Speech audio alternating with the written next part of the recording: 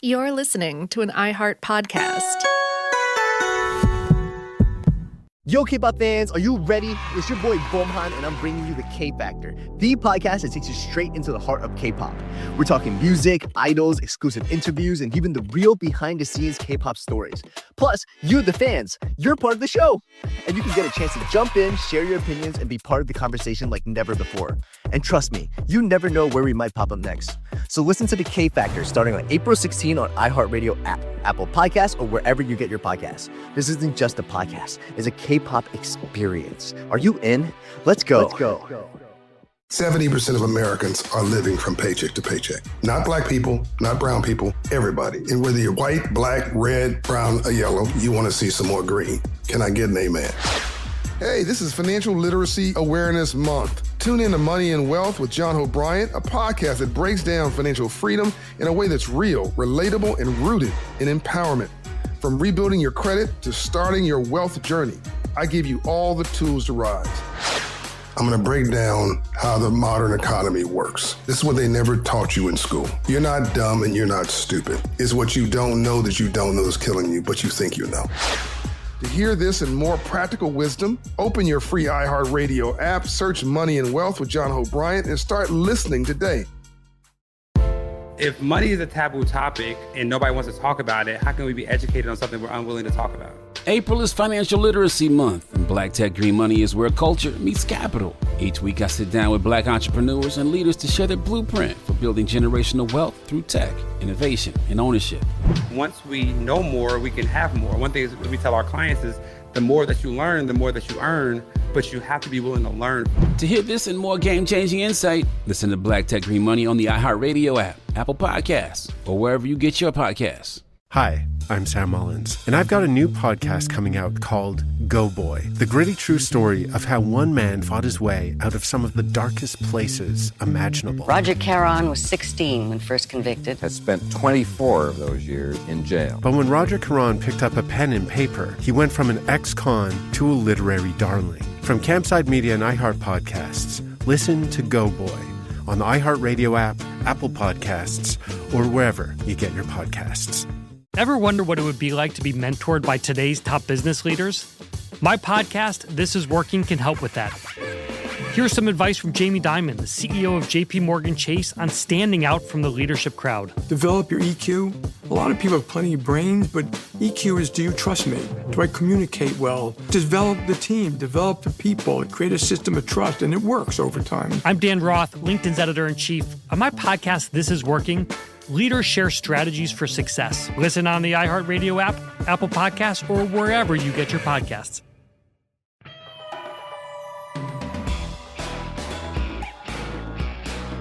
Still the Place with Laura Layton, Courtney Thorne-Smith, and Daphne Zuniga, an iHeartRadio podcast.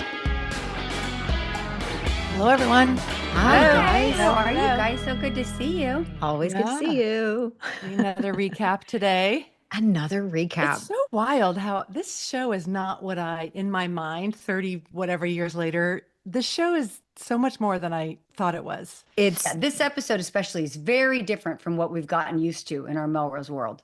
Well, yeah. And like the last one too, like we've now had two in a row that are kind of like a little darker, a little heavier. Yeah. It's such More an interesting serious. change of pace. Our expectations they've gotten going in one direction, and now we're like, I think because we're still from like Melrose, whatever it was, 1.0, we're getting into the Melrose, we're still in season 1, and the show really hit, I think, in season 2 and 3, right? Yeah. So we're not quite to all the like craziness, but I don't know if I've mentioned the ratings were very bad in the beginning. Have I mentioned that before? You've mentioned it maybe once or twice. it's a miracle we're still on the I air. heard something about this. I think it was from you, Court. It's good All thing right, Courtney wasn't a studio head. I'll tell you that much. We would be gone. Would have been so over. As you mentioned, this is a serious one. This is episode 27. It's called The Test. And we're not talking about college admission test either. No, we are not. Or like so an athletic prowess test. Not yeah, that. No. This aired in 1993, March 31st. And the test we're talking about is an AIDS test. And this is sort of the height of a lot of AIDS awareness going on in our media and on our show, thanks to Aaron and Darren and the writers. And in the world. And in the whole world after a decade of not enough attention. Okay, so this episode, episode 27, The Test, refers to our ACE storyline, which opens the show with Joe and Jake, fill in the blank, in bed. But his bed this time. Not His in bed. not on the pink satin sheets. No, but sort In of the, like, mauve sheets. Manly plaid. Manly mauve. And were they plaid? It was they Manly were mauve. sort of plaid. I mean, there was maybe mauve. He has a mix, sensitive yeah. side, Jake. So I wouldn't be surprised. I think his actual pillowcases were plaid, so it's like sort of a preppy. At look any rate, Jake. I had to utter the cheesiest line ever. Yes, you did. What is it? Cringe alert. It was I a say- sex pun. It was a sex pun. We were as if we had just done it. And then Joe says, I like it better in the morning. And he says, yeah, why? And I say, because it gets my day out started with such a bang.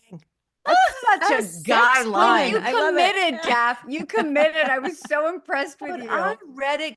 I had this sort of like this memory stored in my cells going, oh my God, I remember that moment. And I'm sure when I did it, I was like, who the hell wrote this? Like, I would never have said that. But you guys, the characters laughed it off Yeah. and made it fun and funny. Like Joe knew she was telling a dad joke and was getting a kick out of telling it. Like you played it in such a way that it was fine and we did all laugh. oh, well, thank Yeah, it you, was Laura. funny. And thank God, Jake, I'll say Grant, AKA Jake, was so loving and it didn't turn him off. He just rolled over me and said, you're crazy, girl. Like, yeah, you get me going again. I love dad jokes. It was so sweet. Anyway, all right. So we're in the middle of seeing what happens next with the two of us, and the phone rings, and we hear on the voice machine his ex-girlfriend Perry's voice, which was on the show several episodes back, and she just says, "Jake, I need you to call me right away." And we do know that we're going to find out later that she was a drug user, but she got clean and she was ready to turn her life around. And that's when the doctor says, "Oh, you have AIDS." So when she finally does get him, she tells Jake that because they had unprotected sex, he needs to get tested, and he should also ask his current girlfriend, Joe, to get tested. So at this point, Jake is like, he represents all of us, I think, in that year, 93. You know, those of us who are not in the gay community, who had friends and lovers and everybody getting hit with this, we didn't know the masses. So there was a lot of misinformation. There was a lot of fear about it, you know, thinking you could catch it, casual touch, etc. So Jake is kind of scared. He's like, well, I didn't do anything. Like, what does this mean for me? And he's pissed. He's pissed. Yeah. He has a very aggressive reaction to her. Like, look what, you know, it's your fault. And then says he's, as I said, he's terrified and he can't bring himself to tell Joe. He kind of avoids her one night, says, I just want to be alone. And she knows that Perry is called. So she's kind of misunderstanding what went on with them on that phone call. And then Jake actually talks to Matt about it and asks advice. And Matt, you know, says that he lost a lover to AIDS. And Jake finally realizes that he has to break this news to Joe. And he takes her up to Mulholland at night on his motorcycle, and he breaks the news to her. And I remember shooting this scene. You know, like, as you said, this is a very serious scene. And I just remember shooting it very well and talking about AIDS.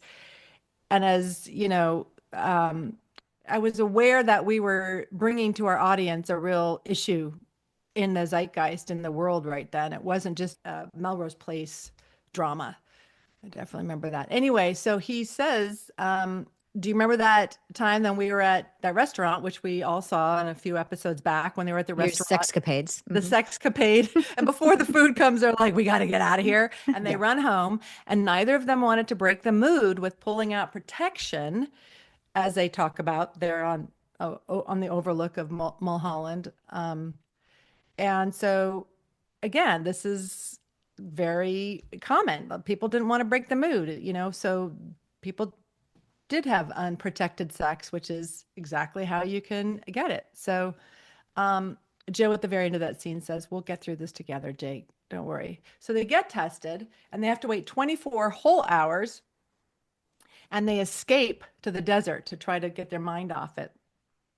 As we all know, when we try to escape, especially to a place where there's no distractions, getting our mind off it is the last thing that happens.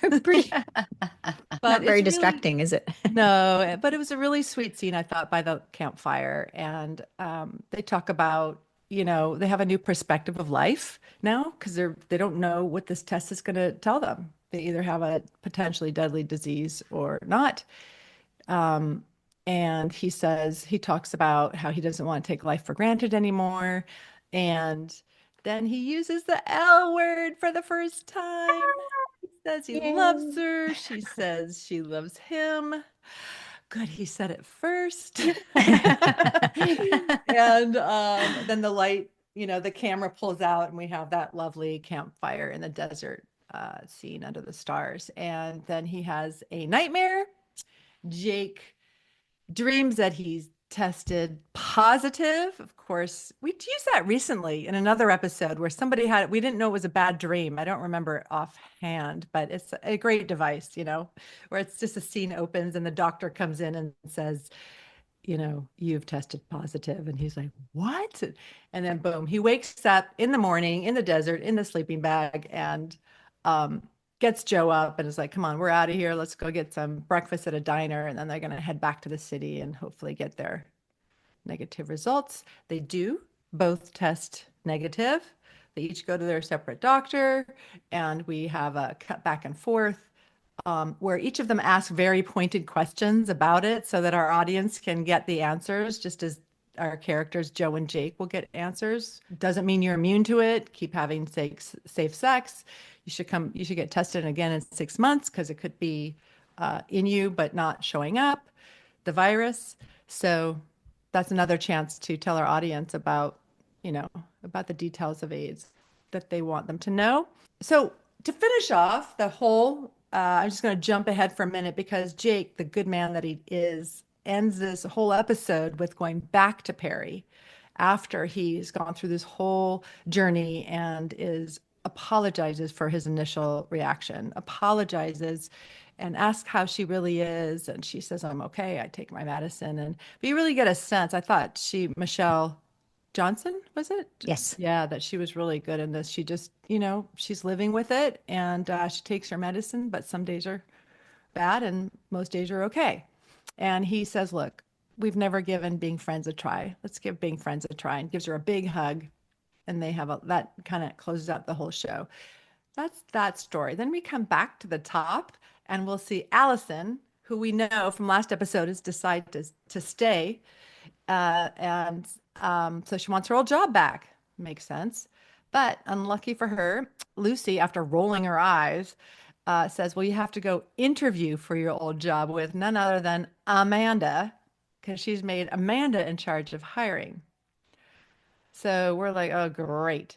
So we will see this storyline. We'll see Amanda, totally insulting Allison's work throughout the episode, and Allison trying to, suck up to Amanda and, trying to appease her because Amanda says, well, I think I can put you on the phones while I interview all these other people.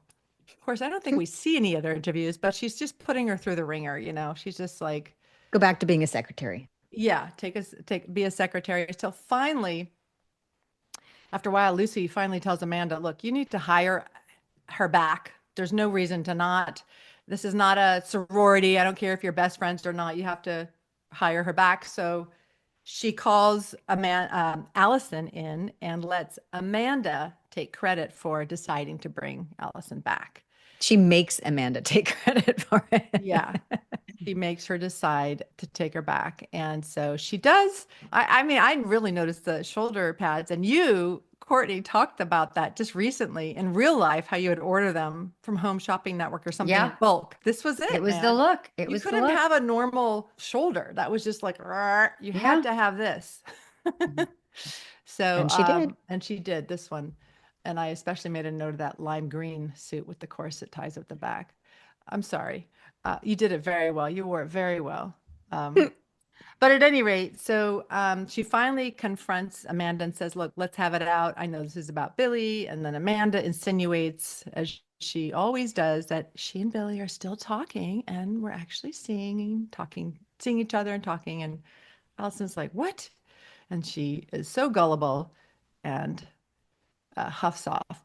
And then we're going to go back to the top and we're going to see Billy, who his first scene is with Allison, where he is applying his creative writing skills to his resume without any ethics. So this resume is full of exaggerations and lies that he's making for applying for a job at Escapade magazine. And one of the lies is that he went to Columbia University for journalism. I mean, just a little while. Yeah, we have to have a whole session about if we've ever like fluffed up a resume or just tweaked something, because I know people do it, but that's so obvious. Anyway, he takes this resume. Oh, and then he says something to Allison about, I put you as a reference, but I made you like the senior editor in charge of something or other, like a very high position. And Allison's just like, what? So anyway, he shows up at Escapade magazine with flowers and this resume, and he gets past the desk by saying he has to sing to the boss. So she says, okay, go on in, it's through there. And he shows up into the boss's office. So she's very actually impressed, I think, with the ballsiness of that, and says, okay, I'm going to read some of your stuff. And I can't take your flowers, but yeah, I'll read some of your stuff and maybe give you something. I'll let you know. And then sure enough, she brings him on and introduces him to his coworker, Cameron, who actually did go to Columbia, and he busts him for lying on his resume. But the sexy boss doesn't care and keeps Billy anyway, and then hits on him with weird questions about if he saw her sweating at the gym and stuff. Very inappropriate, that woman.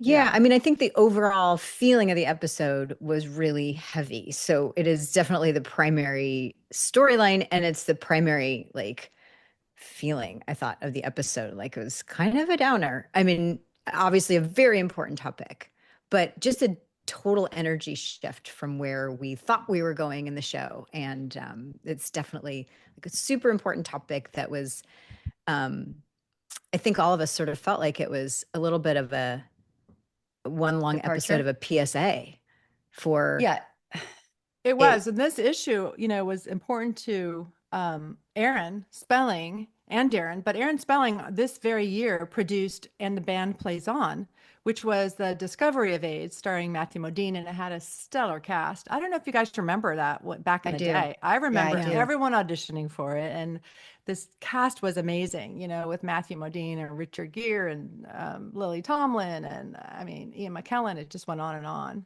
And it got an Emmy. It was, an amazing show on TV movie or series on HBO. So I know that, Darren produced that. And this was kind of like which I really admire him for, he brought this. Yeah, and I think the reason, because we've been just having two couples making out all through in the last few episodes, right? Like you guys we're making out, they're making out. One episode, it was you and Jake and Amanda and Billy and me. Keith. It was like so many. And I think they couldn't counter this storyline, right? With a lot of casual sex. And normally in other episodes, if they had a really heavy, intense storyline, they'd have a light storyline to counter it. But I think they didn't want to break the mood with this because they really wanted to make this point. And every scene was an education, right? Yeah, like for sure. They really had something they wanted to say. And I think maybe they were feeling, maybe they were feeling that there was so much casual sex on the show that they felt a responsibility to say, be careful, because they talked a lot about protected sex. They talked a lot about the risks. They really talked a lot about specifically what you should do, how you should handle it. Like they were saying, it takes 6 months. So you get tested now, you get tested later. And you guys remember, I remember going for that first HIV test. Do you remember that? And it was Yes. 5 days. It was terrifying. And you thought of every person you'd slept with. You had to wait for 5 days? In the beginning, like all of a sudden Mm. you're remembering everybody you'd slept with. Yeah, like in my early 20s, the first time when it went, oh my God, I there are remember the straight people weekend. getting it. Like all when we finally came out of the dark and went, oh, wait a minute. This is real for everybody. Everybody has to be aware of this. Right. Yeah, and I think and again, I think not only did they want everyone to know the details, there's a lot of misinformation and stigma too. Like if you can get Sure. it casually, then you don't want to touch certain people. Gays weren't being hired. And thousands and thousands, hundreds of thousands of gay men had died at this point because it went all through the 80s pretty much silent. So this 1993 was really a time. And then, the drug interferon, I think, came on, but there was more and more in the zeitgeist, and then more acceptance and compassion, because that's really what was missing. So I like that it was a story of a heterosexual couple. Mhm. Wasn't a gay Absolutely. couple. It And wasn't Matt. Yes. It was so smart to do it that way. And when Jake calls Matt to ask him sort of in a vague way about what happened, Matt has this great line. He said, testing positive isn't a death sentence, ignorance is. And I thought that was such a great way to say it because people were like, la, la, la, la, they didn't want to know. And they were really trying, you could feel in the show, they were trying to get people to test and be conscious and to understand because, Jake was this guy. He didn't do IV drugs, but he happened to have a sexy affair with a woman who did. And he didn't know. They're saying, look, you don't know. It's not, you're a good girl, you're a good guy, you can't get it. They really wanted people to be aware that to stop it, we all had to be active participants in prevention. Yeah. And it was totally understandable how no one wanted to break the mood, I mean, who wants to break the mood? It was a big hurdle people had to accept and live with this idea that this thing is out there. Yeah, and I think what you're saying about like breaking the mood is that they put that dialogue in the characters' mouths, to say these things that an audience of all sexualities and orientations and experiences can relate to, sort of like all the things. Like this is not just a disease that affects one group of people or whatever. These are relatable things. And so by having our characters say this dialogue that's like, oh yeah, I get that, or I've experienced that, or whatever. It made it feel very much like a PSA, but it was covering really a lot of information, whether the doctor was saying it and being really specific about, now you need to get tested again in 6 months, because it was very, very informational in the dialogue. But like you said, the movie, the HBO movie, came out in the very same year as this storyline on Melrose Place. So I was thinking, like, it almost feels like, we've already made the turn on Melrose Place into thinking, okay, we need to definitely make this more soapy and whatever. Heather's already on. We've already started to see the storylines starting to do this. It almost feels like these storylines were planned all along. Billy's father passing and this really important storyline. And it almost feels like they needed to make sure that they were still telling these stories that they'd planned to tell, even though it was sort of not consistent with the flow of where they were going. So it did feel a little jarring as an audience member to suddenly have this really important, heavy-hitting topic when we've come to expect sort of like fun and this. And to your point, Court, like it's really hard to mix it up and just have a little bit of this storyline and just get enough so that you can have a balanced, fun and funny thing on the other side. It's really hard to strike that balance. So it felt really heavily, all right, let's just tell this whole story in a really big way. Yeah, I watched it. I was watching it with a friend, and I was like, "I'm prepping for a pot. Watch with me. It's so much fun." And I was like, "Oh wow, this was not the fun one." Yeah. But they had to get it in, and so they did the whole thing. And like, we don't even see Jane and Michael at all in this one, or Kimberly, which they were very committed. We just started to see them maybe heating up in the prior episode, and then they're not even in this one because they really needed to cover this AIDS storyline. Yeah, I bet they had to fight the network to do it and to really have this out there because they got so much good information out to people who probably need it, who wouldn't have been researching it, right? It's the audience for Melrose Place, and all of a sudden they're getting all this very specific info. You think they really would have to fight the network? Like I said, Aaron Spelling was a huge producer at this point, and he did an HBO high caliber outlet, and the band Oh, I played think on. so. HBO was willing to do it, but Fox was the sexy fun network. I mean, look, they got it through, somebody okayed it. But my guess is that this script was probably challenging to get through. He probably called in a couple favors. And it was great that he did, because it really was, like Lori, like you said, there was so much direct information. Like they would just have a close up on the doctor, and they would be giving specific information back and forth between two doctors. It was like, in case you're not paying attention, we're going to tell you exactly what you need to know. Yeah. I mean, I remember going to an AIDS, it was a fundraiser with Darren, and I think he was a host on it. And I was asked to say a few words, and it dawned on me that everyone, and I said this, everyone in this room has been affected by it. So it was everywhere. And yet people didn't know the details. It was everywhere. Everyone had somebody. I had somebody. I told you guys that my friend Patrick Lippert, who was such a fun guy. We were roommates for a while, but we were very good friends. And he founded Rock the Vote. He got young people voting with Rock the Vote. He did the first Elton John AIDS party at the Oscars. They still had a Patrick Lippert Awards after this for years, but he had AIDS. This aired in July. I went to his memorial. And in fact, they gave me, of 93, they gave Chip, let me leave set. I was working that day to go to that, and they shifted the schedule. And I think that's why, it just feels heavy, because it was heavy. And these were very dedicated people, our writers and creators, and they had to make every scene. And I feel like they did balance it with the light. I mean, to have Billy lying on his resume and getting obviously busted at this new magazine, and then having that sexy boss hit on him and being weird. I thought that was a funny balance to balance it out a bit. The whole thing. It was a little bit lighter, but it wasn't sexy, right? It was this, I assume it's going to go somewhere. I assume that the boss is going to raise the heat on the sexual harassment. But right now it's just him trying to make it as a writer, right? And working his way into this business. So it didn't have that jaunty silly, right? Because he's going to be sexually harassed, we assume. Yeah. As she's talking about, I'm sweaty.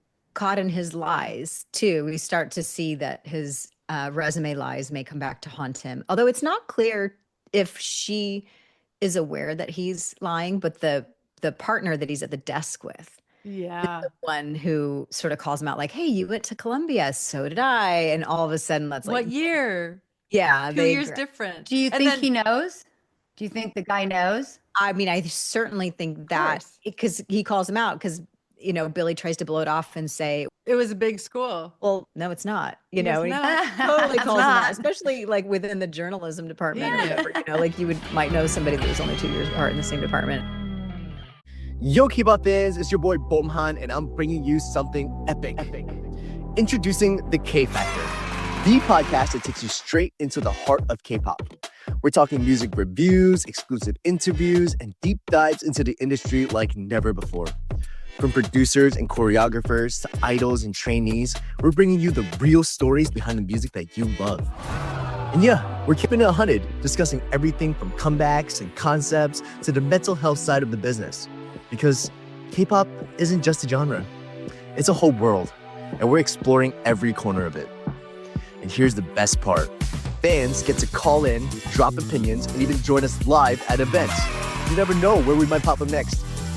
So listen to the K Factor on the iHeartRadio app, Apple Podcasts, or wherever you get your podcasts. This isn't just a podcast, it's a movement. Are you ready? Let's go.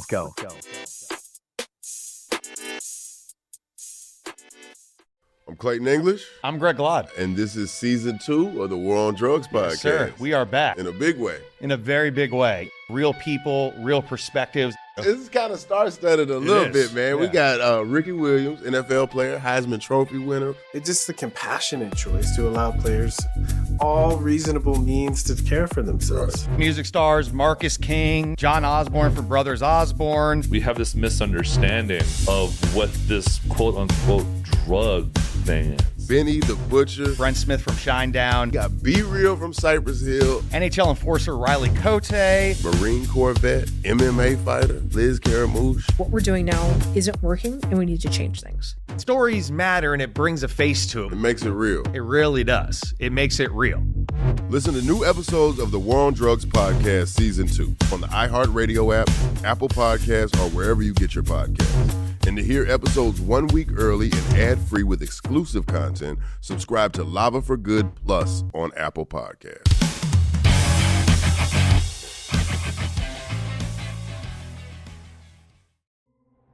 On November 5th, 2018, at 6:33 a.m., a red Volkswagen Golf was found abandoned in a ditch out in Sleep Hole Valley. The driver's seat door was open. No traces of footsteps leaving the vehicle. No belongings were found, except for a cassette tape lodged in the player. On that tape were 10 vile, No! Ah! grotesque, Oh my God. horrific stories that to this day have been kept restricted from the public. Until now. You feeling this too? A horror anthology podcast. Listen on the iHeartRadio app, Apple Podcasts, or wherever you get your podcasts. Sonoro and iHeart's My Cultura Podcast Network present The Setup, a new romantic comedy podcast starring Harvey Guillen and Christian Navarro. The Setup follows a lonely museum curator searching for love. But when the perfect man walks into his life... Well, I guess I'm saying I like you. You like me? He actually is too good to be true. This is a con. I'm conning you. To get the gelato painting. We could do this together. To pull off this heist, they'll have to get close and jump into the deep end together. That's a huge leap, Fernando, don't you think? After you, Chulito. But love is the biggest risk they'll ever take. Fernando's never going to love you as much as he loves this job. Chulito, that painting is ours. Listen to The Setup as part of the My Cultura Podcast Network, available on the iHeartRadio app, Apple Podcasts, or wherever you get your podcasts. I'm Israel Gutierrez, and I'm hosting a new podcast, Dub Dynasty, the story of how the Golden State Warriors have dominated the NBA for over a decade. The Golden State Warriors, once again, are NBA champions. From the building of the core that included Klay Thompson and Draymond Green to one of the boldest coaching decisions in the history of the sport. I just felt like the biggest thing was to earn the trust of the players and let the players know that we were here to try to help them take the next step, not tear anything down. Today, the Warriors dynasty remains alive, in large part because of a scrawny 6'2" hooper who everyone seems to love. For what Steph has done for the game, he's certainly on that Mount Rushmore for guys that have changed it. Come revisit this magical Warriors ride. This is Dub Dynasty. The Dubs Dynasty is still very much alive. Listen to Dub Dynasty on the iHeartRadio app, Apple Podcasts, or wherever you get your podcasts.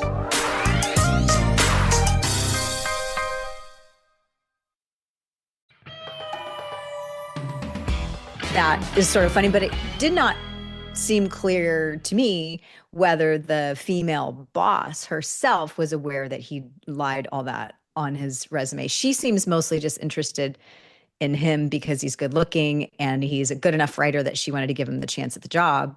And I think she was impressed with how he got in. Yeah, his gumption for doing what he did to get in and lying about his, Or was it always just that he was cute? She comes on very strong, very fast. There's not like a professional period in between. And he was good enough because what she was really interested is that, he's cute because that whole scene where she's asking him about if you were next to me at the gym and it was me and I was sweaty, would you be attracted to me? I know. Totally putting him on the spot so weird. She goes, I go to the gym at 5 nights a week, and there's this guy who looked just like you. So we're really making it clearly specific. I looked just like him. I thought he had the hots for me. It's like, wow, this is so on the nose. Super not subtle. Yeah. And he's so uncomfortable. I You love just that. have that he's Billy. like, I love that look of his. Yeah, he's kind of like back on his heels going, I'd find that attractive. Well, you know what's funny too about this episode? Like I like the episodes best where we're all working with each other. There's a lot of overlap. Like in the last episode with Billy's father dying, we're all in scenes. It's really interwoven. This was 3 completely separate storylines. I think Billy and I had one scene together, a couple scenes together in the apartment about him lying and putting me on his resume. And but that was it. Then we're in these completely separate worlds. Yeah. Right? You guys, they send you guys all the way to the desert. Like you're not even in the apartment anymore. Yeah. And Allison's busy trying to get her job back. And and can we just talk for 20 minutes about how bad my hair and clothes Your hair and were? clothes. I know. I felt for you. It deserves a lot of time. I must have, I'm like, was I growing my bangs out? I had it back in a French braid that I clearly did myself and just sprayed like off my face like I was gonna do gymnastics somewhere. What was I doing? I'm not assuming that you did it yourself, because the weird thing about that back French braid, it was tied with a giant scrunchie at the end. Which I promise you I did it myself. I promise you. Then did you also do Billy's boss's hair? Because she had the same exact hairdo in the same episode. She had a braid in the back with the same scrunchie. That was very in fashion, Laura. I don't think you did her hair. Yes, it was. It was super. Don't you remember like the little low pony with the big scrunchie? I remember it was very cool. I got a lot of every time I saw that or your other hairdos in a scene with Amanda, I'm just like, will she please just get a clue and do some nice highlights and do what Amanda does? Because Heather always looks amazing and she does nothing but have this hair down by her side.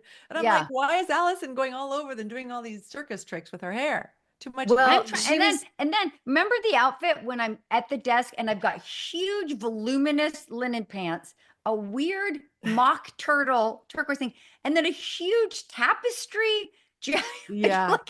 like what happened? Did they not have my size in anything? Everything was huge. Was Denise on vacation? Or mad at me? You were friends with her. Did I offend her in some way? No, I know. I think we see flashes of really, really bad 90s fashion. Wait to have Denise in. Yeah, not all of it is. Make a note. Back. What were you thinking? That wasn't fashion though. It was like, but it must have been. There was no fitted thing. It was 3 huge layers, and next to Amanda in her fitted top and tiny skirt.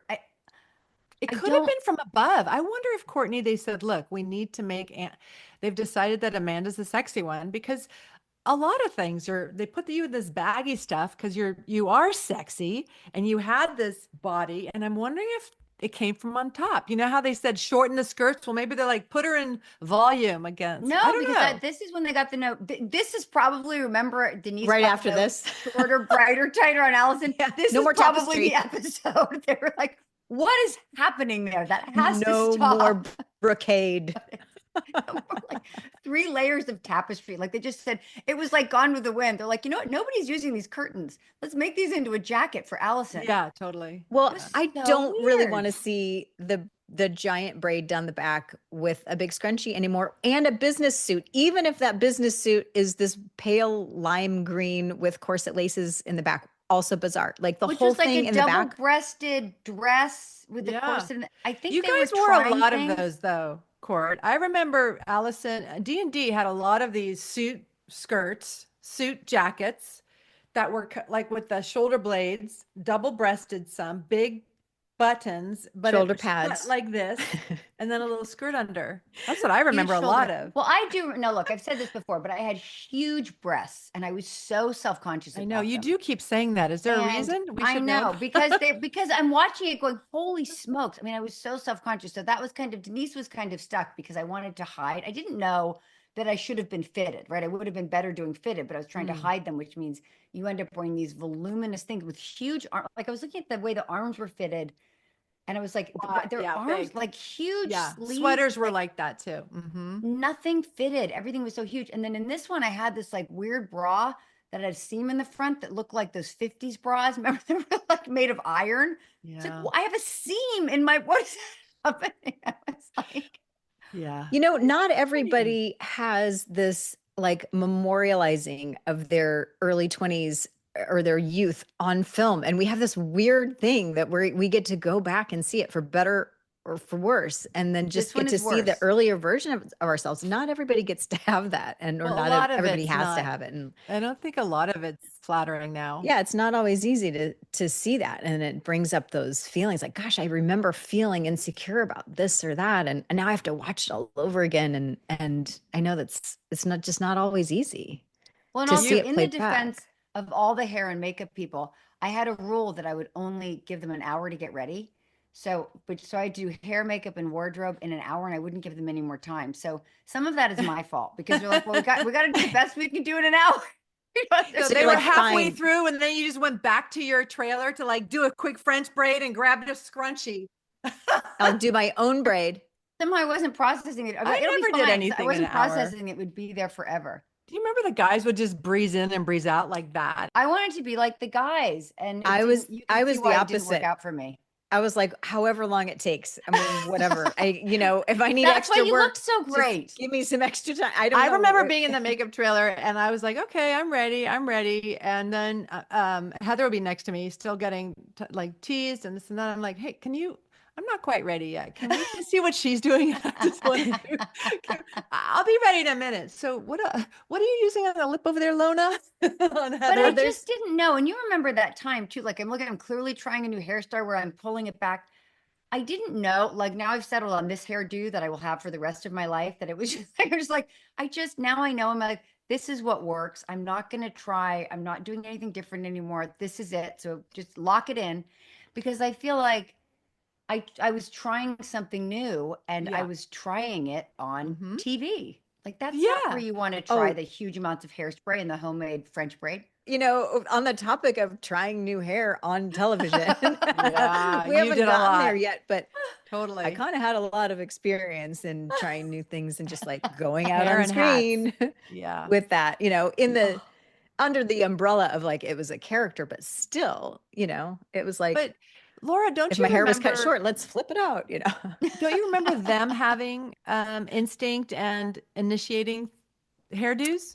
I mean, I never went in with they would kind of come up with their idea and I would either agree or not agree.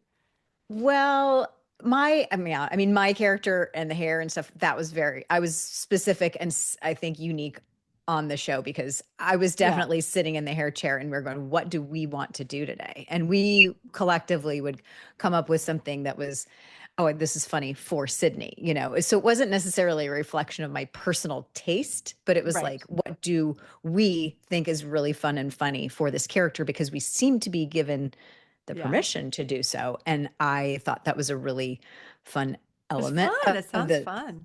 Yeah. Yeah. So I did. But other than that, like I will say, in the 90s and in the 80s, I had some super bad hair. Like you're saying, Courtney, like you've settled on a haircut that you're like, this works for me. This is what works.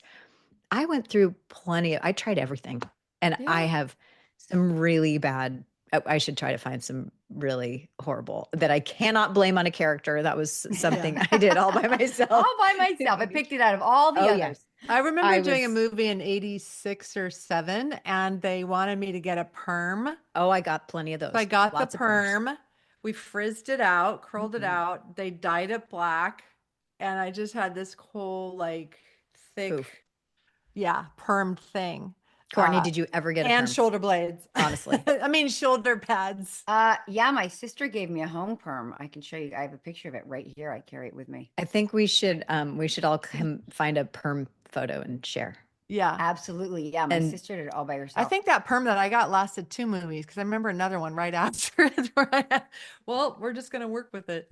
My mom, there was one photo I remember from the 70s that my sister and I still just think is the funniest thing. My mom had just given herself a perm and she was standing in the hallway of our house and her hair filled up almost the whole hallway. Oh, it's basically curling it and frying it with chemicals so it can't but it was go back. there was a bigger is better stage.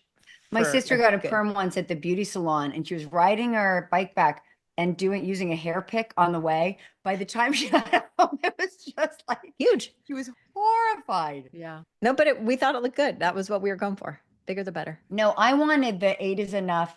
The sister on 8 is enough who had the curly hair and straight bangs. That's what I was going for. I never achieved it. I don't think I ever tried that one. I think I just You should permed try it it now. It's never too late. I should definitely try it now. Totally try it now. Yeah, it'd be You're so like, cute Laura's on such you. a sucker. She'll probably try it now if I tell her cute to. on you. But you try to go in. Do you remember you try to go in and say, I want big, loose, and you can't do loose waves with a perm. They say you can't, but you can. And they put on those little tiny things and they go, it'll loosen up. It doesn't loosen up. It doesn't loosen up ever. They're the tiniest little plastic rollers that you kink corkscrew like curls, and then it smells like a hard-boiled egg. It's so bad. Yo, K-pop fans, it's your boy Bomhan, and I'm bringing you something epic. Introducing the K Factor, the podcast that takes you straight into the heart of K-pop. We're talking music reviews, exclusive interviews, and deep dives into the industry like never before. From producers and choreographers to idols and trainees, we're bringing you the real stories behind the music that you love. And yeah, we're keeping it 100, discussing everything from comebacks and concepts to the mental health side of the business. Because K-pop isn't just a genre, it's a whole world, and we're exploring every corner of it. And here's the best part.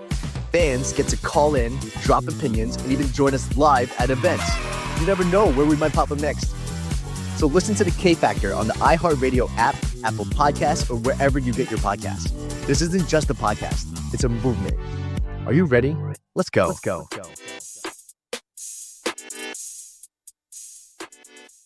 I'm Clayton English. I'm Greg Lott. And this is season 2 of the War on Drugs podcast. Yes, sir. We are back. In a big way. In a very big way. Real people, real perspectives. This is kind of star-studded a little bit, man. Yeah. We got Ricky Williams, NFL player, Heisman Trophy winner. It's just the compassionate choice to allow players all reasonable means to care for themselves. Music stars, Marcus King, John Osborne for Brothers Osborne. We have this misunderstanding of what this quote-unquote drug thing is. Benny the Butcher. Brent Smith from Shinedown. Got Be Real from Cypress Hill. NHL enforcer Riley Cote. Marine Corps vet, MMA fighter, Liz Caramouche. What we're doing now isn't working, and we need to change things. Stories matter, and it brings a face to It them. makes it real. It really does. It makes it real.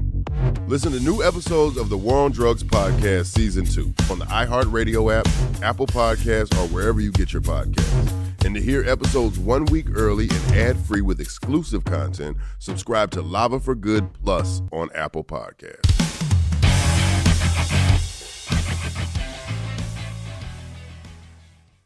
Sonoro and iHeart's My Cultura podcast network present The Setup, a new romantic comedy podcast starring Harvey Guillen and Christian Navarro.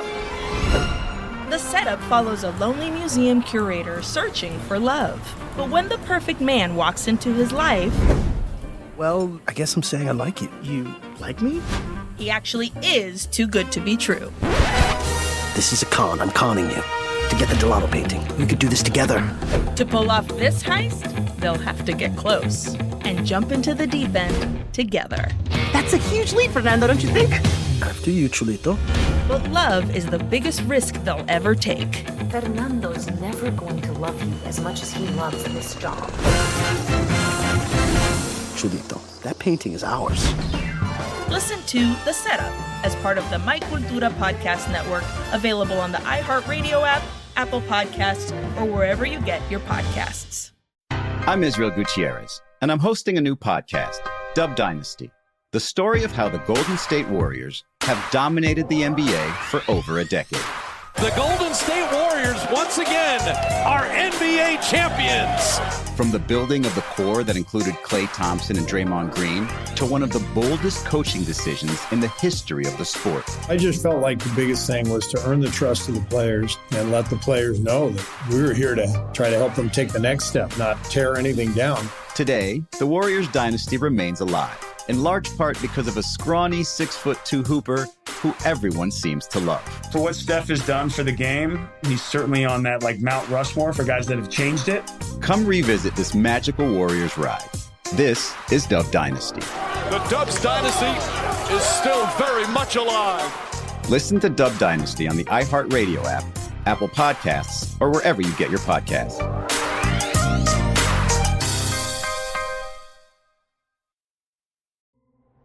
On November 5th, 2018, at 6:33 a.m., a red Volkswagen Golf was found abandoned in a ditch out in Sleep Hole Valley. The driver's seat door was open. No traces of footsteps leaving the vehicle. No belongings were found, except for a cassette tape lodged in the player. On that tape were 10 vile, No! Ah! grotesque, Oh my God. horrific stories that to this day have been kept restricted from the public until now. You feeling this too? A horror anthology podcast. Listen on the iHeartRadio app, Apple Podcasts, or wherever you get your podcasts.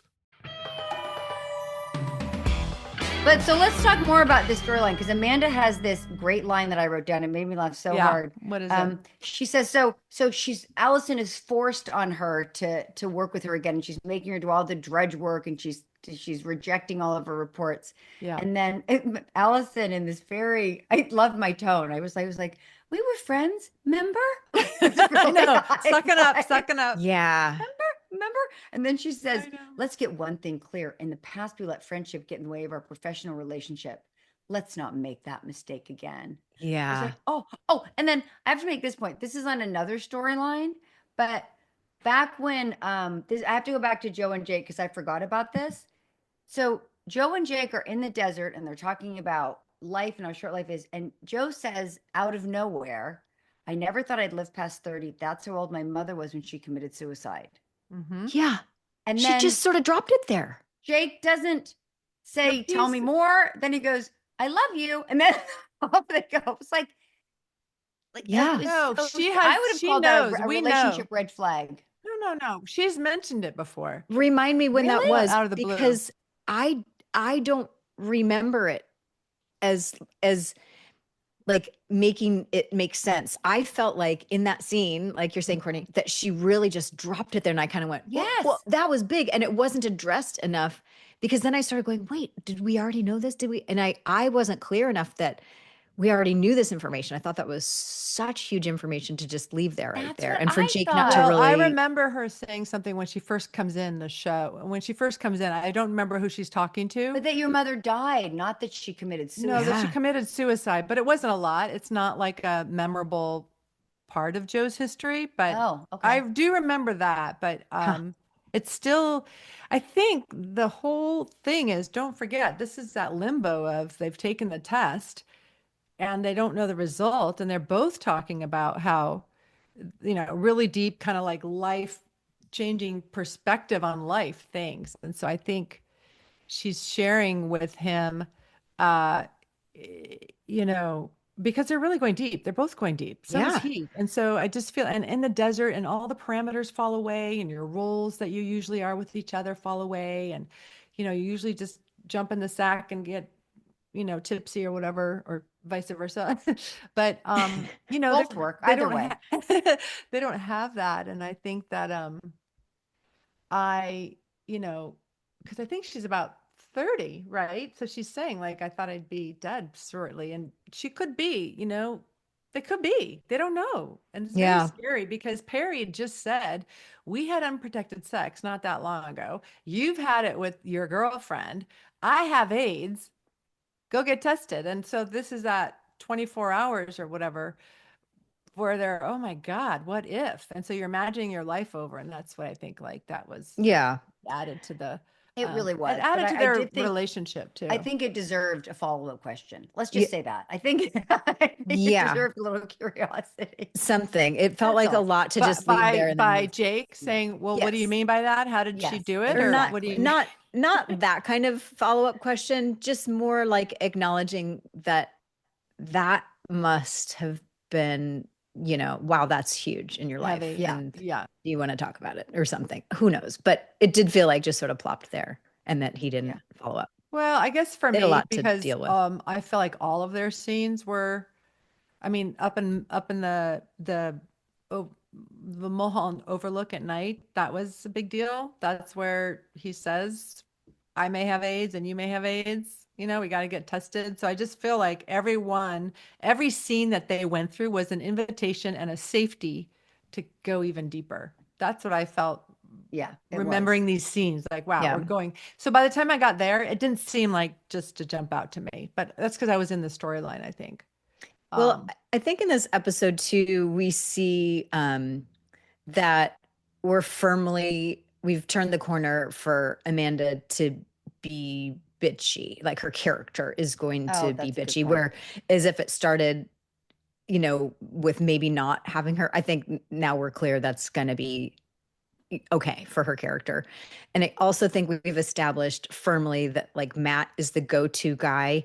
If you need advice or just a shoulder or just somebody to listen, there's going to be a reason for Matt to be that guy. Yeah. And they've really sort of moved off Billy Allison. Like they just seem like total roommates again. So they got really, really close. And now they seem like roommates again. So it'll be interesting to see in the next episode. I did look ahead because I was like, what is next? I was like, this poor friend, watch this. It'll be great fun. But next is, Kimberly and Michael heating up. So we kind of get back to the Melrose that we were expecting coming up in the next episode. Yeah. So we got these heavy things out. Yeah. Well done. Well done, Melrose. We can expect some of the typical Melrose probably to circle back soon. Yeah. Yeah. But it was really great. Really good work in this episode too, Daphne. It really was important. You guys did a great job. And we'll never forget Denise Wingate for your outfits in this episode, I must say. I felt like she was gone. I will bring a picture and say, what happened? Did I hurt you in some way? What I swear do? to God, you guys, don't you think if we weren't 30 something years on, if we were back then, that it wasn't that out there? It was I'm a sure, very yeah. bad costume. It was a very bad costume episode for me, but maybe I was supposed to look like so much the underdog next to Amanda, who looks gorgeous in every single scene. Maybe, if so, well done, because if that wasn't the goal, it was really And bad. to your point, Courtney, about you, about Allison and Billy. So the last episode, you said, I'm going to stay. He talked you into staying. So you don't go back to Keith in Seattle. So now you're here. How long is it? Do you remember until you guys actually start to become a couple? Like, how long are we going to wait for that? You don't We're going to have to find out. And Court, I just want to reassure you that like by the time Sydney comes on the show, like you're going to feel so much better about your wardrobe. You're going to see all the hairdos and the outfits that I was just like, okay, we're going to do it this way. And there's no sense in being like, I want this to be a little bit more flattering or whatever. Like, nope. It's just going to be a very like, yep. Yeah. So I just remember funny. all of us like trying this and trying that. And then you just look at Amanda and go, Jesus, she just wears the same whole thing and she looks amazing. And she always looks amazing. Yeah. And she wins. I know. She wins. Well, ladies, so much fun. Always fun. Next week. All I right. think we have a couple of guests before the week. I mean, it's very exciting now. We have people coming on. Super Yeah, exciting, and then we recaps. do. And very exciting. Yep. And we're getting close to the end of our season. So I'm sure every storyline is going to be heating up, but always fun to see you ladies. Really great. Don't forget for our listeners to subscribe and download. And thanks for listening to Still the Place. Bye. Yo, K-pop fans, are you ready? It's your boy Bomhan, and I'm bringing you the K-Factor, the podcast that takes you straight into the heart of K-pop. We're talking music, idols, exclusive interviews, and even the real behind-the-scenes K-pop stories. Plus, you, the fans, you're part of the show. And you can get a chance to jump in, share your opinions, and be part of the conversation like never before. And trust me, you never know where we might pop up next. So listen to the K-Factor starting on April 16 on iHeartRadio app, Apple Podcasts, or wherever you get your podcasts. This isn't just a podcast. It's a K-pop experience. Are you in? Let's go. 70% of Americans are living from paycheck to paycheck. Not black people, not brown people, everybody. And whether you're white, black, red, brown, or yellow, you want to see some more green. Can I get an amen? Hey, this is Financial Literacy Awareness Month. Tune in to Money and Wealth with John Hope Bryant, a podcast that breaks down financial freedom in a way that's real, relatable, and rooted in empowerment. From rebuilding your credit to starting your wealth journey, I give you all the tools to rise. I'm going to break down how the modern economy works. This is what they never taught you in school. You're not dumb and you're not stupid. It's what you don't know that you don't know is killing you, but you think you know. To hear this and more practical wisdom, open your free iHeartRadio app, search Money and Wealth with John Hope Bryant, and start listening today. If money is a taboo topic and nobody wants to talk about it, how can we be educated on something we're unwilling to talk about? April is Financial Literacy Month, and Black Tech Green Money is where culture meets capital. Each week I sit down with Black entrepreneurs and leaders to share their blueprint for building generational wealth through tech, innovation, and ownership. Once we know more, we can have more. One thing we tell our clients is the more that you learn, the more that you earn, but you have to be willing to learn.